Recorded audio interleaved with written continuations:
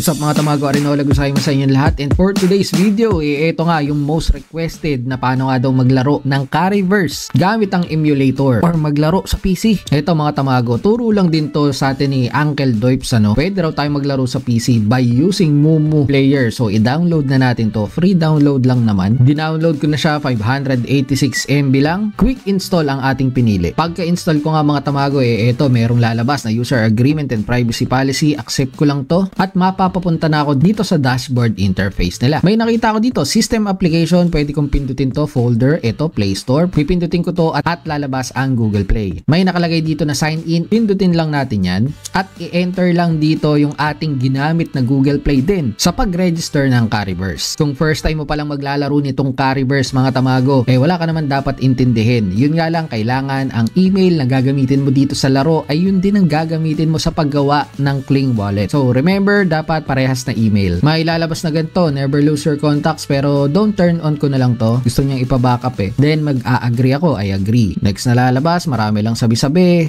In-scroll ko pababa at ito, accept. So okay na mga tamago, na andito na sa Google Play Store yung aking account na i-sign in ko na. So ikiklik ko ulit yan. And there you go mga tamago, ito na, nakalagin na tayo sa Google Play Store. So ang kailangan lang natin gawin, i-search dito sa search bar yung Carryverse. Ngayong lumabas na dito mga tamago, ito contains ad. Install lang natin yan, install. There you go mga tamago, natapos na rin ano, at naka-install na dito sa Mumu Player yung Carryverse. Next thing na gagawin natin i-close lang yan. At ayun mga tamago, na andito na sa aking Mumu Player desktop itong Carryverse. So pindutin lang natin to, Carryverse. Select login method mga tamago, sign in with Google. Yun lang ang gagawin natin. So, ito naman rekta na, as you can see, ayun may nakalagay na email ko dun sa baba dahil nga nag-sign in naman na tayo kanina dun sa Google Play Store. So ito, may lalabas na notification, i-download lang natin yan, download. May lalabas na mga ganito, mga pakita lang to mga tamago. Pwede nyo nang i-skip naman yan at intayin nyo na lang na matapos yung inyong update. May mga karagdagan lang siyang kailangang i-download. So ito, as you can see, checking update, kita naman sa baba kung ilang MB na at ilang MB pa yung kanyang kailangang i-download. Naiinip ako, ang tagal.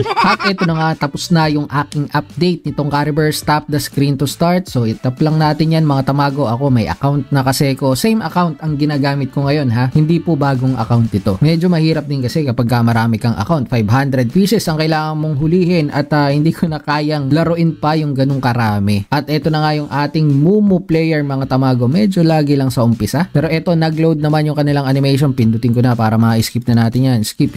So ito na yung aking character na andito na nga ano. I-close na natin yan. Nag-reflect ba? Yes, nag-reflect naman. Dito sa emulator yung aking mga assets. So ayan, pwede kong kontrolin ng mouse. Paano ang paggalaw nito? Paano ako lalakad? Ito yung talo natin Meron ditong setup mga tamago, no? Keyboard, ito may keyboard dito. Pwede nyong i-click yan and pwede nyong i-set up itong mga controls nyo dito. Actually, pwede namang click-click lang, kaya lang mahirap hindi gumagalaw do sa arrow keys. So ako, nilagyan ko ng AWSD para sa aking directional controls. So kapag ka na-set up nyo na yan, click nyo lang yung save dito sa itaas. So parang sa cellphone lang din siya mga tamago, no? Yung galawan, hindi naman ganun kabagal. Feeling ko nga mga tamago, mas mabilis pa to kaysa sa sa cellphone lang. Tsaka sa cellphone kasi mabilis mag-init. Pero ito, tignan natin kung paano mangingisda. Kasi ito, hindi pa crowded, kaya smooth na smooth pa yung galawan. Pero let's see, kapag ka naandito na kasama itong mga makukulit na to, pasok tayo dito. Punta tayo sa maraming tao para ma-testing natin. So try na natin. Wala kasing tao, hindi natin matry kung lag ba o hindi. Pero parang mas madali dito sa PC mga tamago. Kasi yung fishing bar dito, syempre kitang-kita natin comparing dun sa cellphone. Ito na, may kakagat na. Perfect. Mas madali, click ka lang Ito pala mga tamago Yun nga lang, ayun, Blue Dragon Hatch. Sige, pwede na, try pa natin isa. Mas madali ito. Dito na lang kayo, Mumu Player, walang kalaglag mga tamago. O pwede kayo makapag-grind talaga. So let's see kung ano tong makukuha natin dito, Up. Nga pala mga tamago, no? Next time, ang gagawin naman natin yung tutorial daw paano mag-withdraw sa cellphone. Marami kasi nagtatanong di yata maka-withdraw sa cellphone Medyo nahihirapan. Sige, kakapain natin, susubukan natin kung papaano. Ang alam ko doon Kiwi lang. Pero eto lang, mga tamago, eto na yung basic tutorial natin regarding dito kung papaano ba maglaro dito sa computer gamit ang Mumu, Mumu Player. Eto na, sana legendary. Hop! Boom! Vigorous Blue Dragon pa nga.